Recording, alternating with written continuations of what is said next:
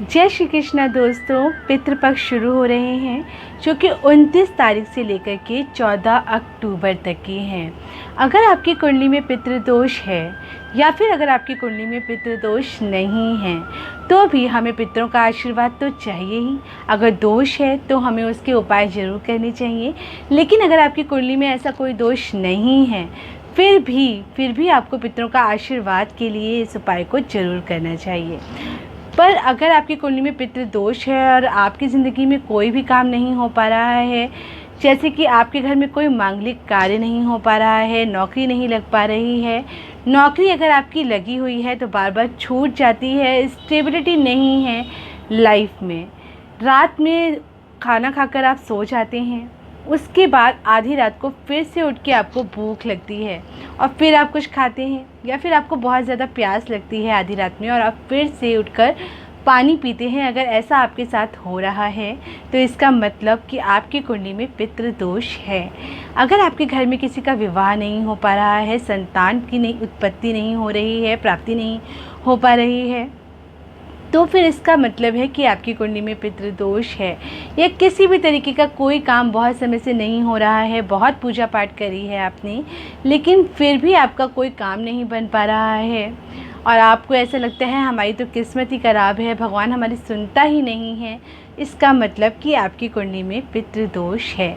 अगर पितृ आपसे नाराज़ हैं तो ब्रह्मा, विष्णु, महेश तीनों ही आपसे नाराज़ हो जाएंगे और आपका कोई भी काम नहीं बन पाएगा। तो आज मैं आपको पितृदोष के लक्षण मैंने आपको बता ही दिए हैं।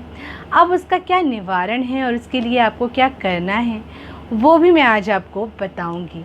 ये जो दिन होते हैं पितृ लोक से पितृ आते हैं, जिसके भी जहाँ हर किसी के घर पर आते हैं, इतने 16 दिन वहाँ पर रहते हैं। अगर आप उनको कुछ खिलाते पिलाते हैं, उनकी पसंद की चीज़ों को, या फिर अमावस्या वाले दिन आप खास दान करते हैं तो इन सब से आपके पितृ खुश होते हैं और आपको आशीर्वाद दे कर के जाते हैं। आपके पितृ आपका बुरा चाहे ना चाहे, लेकिन अगर आप उनके लिए कुछ करेंगे ही नहीं तो वो आपसे नाराज़ हो ही जाएंगे।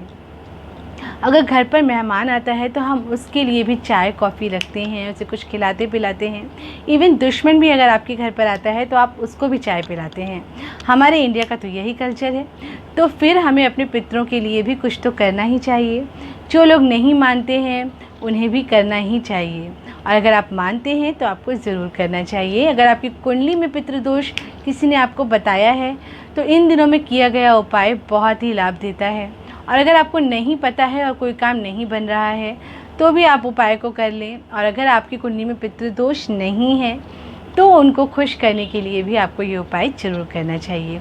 मैं एस्ट्रोलॉजर मीनाक्षी अपने चैनल पर आप लोगों का स्वागत करती हूँ और अभिनंदन करती हूँ।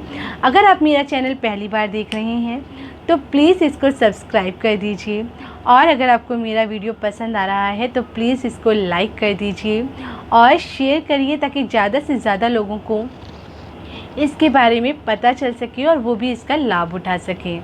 तो आपको क्या करना है वो बताती हूँ मैं। आपको अपने पूर्वजों को प्रसन्न करने के लिए सबसे पहले तो आपको काला तिल ले लेना चाहिए। काला तिल पहले से लाके अपने घर पर रख लीजिए। काला तिल, गुड़, घी और शक्कर, इन सब से आपको हवन करना चाहिए। इन 16 दिनों में पूरे पितृपक्ष में आपको 108 बार हवन करना चाहिए। और हवन करते समय किस मंत्र का जाप करना है वो मैं आपको बता देती। इस मंत्र का आपको जाप करना है ओम ह्रीं सर्वा पित्रेश्वरी ह्रीं स्वाधा। इस मंत्र का आपको जाप करना है। जब हम देवताओं को कुछ खिलाते हैं तो स्वाहा बोलते हैं, और जब हम पितरों के कुछ खिलाते हैं यानी कि पितरों को स्वाधा खिलाती है और देवताओं को स्वाहा खिलाती है। तो आपको इसका ख्याल रखना है कि आपको स्वाधा बोलना है। स्वाधा ही पितरों को भोजन देती है। इस मंत्र का जाप करके जब आप ये उपाय करते हैं, हवन करते हैं इन दिनों में, तो आपको बहुत ज़्यादा लाभ होता है।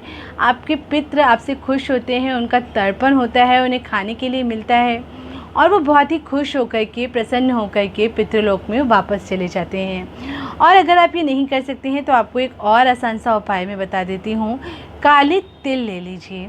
काले तिल और कच्चा दूध 21 काले तिल गिन के निकाल लीजिए और कच्चा दूध लेना है, आपको प्योर दूध लेना है, उसमें जल बिल्कुल भी नहीं मिलाना है और स्टील का लोटा लेना है और कोई भी लोटा नहीं लेना है। स्टील का लोटा, कच्चा दूध और काले तिल ये ले लीजिए और जब वो आप जो कलश है पकड़ते हैं उससे अंगूठा टच नहीं होना चाहिए, अंगूठे को थोड़ा सा दूर रखें, अंगूठे को कलश से टच नहीं होने देना चाहिए और उसको शिवलिंग पर चढ़ाना चाहिए, शिव मंदिर में जाकर के शिवलिंग पर चढ़ाना चाहिए और ओम पित्रा नमः, ओम पित्रा नमः इस मंत्र का जाप करना चाहिए।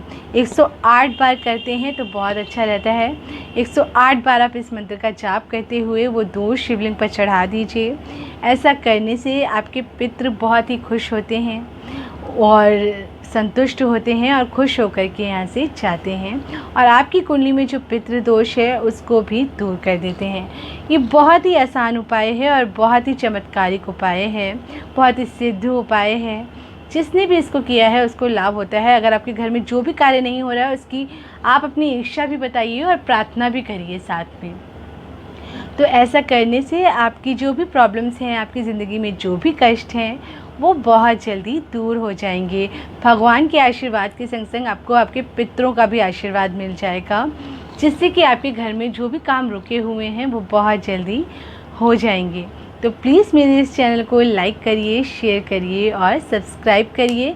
फिर एक नए वीडियो में आपको फिर से मिलती हूँ मैं। तब तक के लिए स्वस्थ रहिए, व्यस्त रहिए और मस्त रहिए। अपने और अपनों का ख्याल रखिए।